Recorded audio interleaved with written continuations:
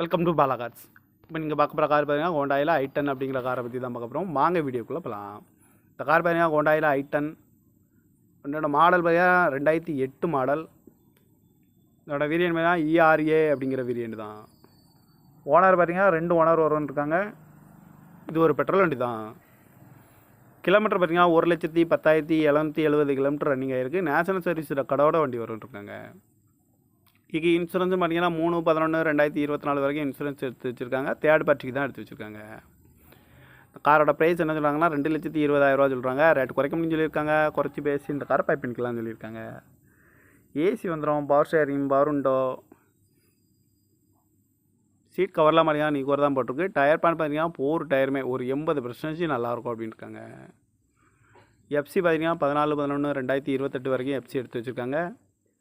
Car பார்க்க வேண்டிய இடம்னு பார்த்தீங்கன்னா தர்சன் கார்ஸ் ஈரோடு அப்படிங்கிற இடத்துல தான் இந்த கார் பார்க்க முடியும்.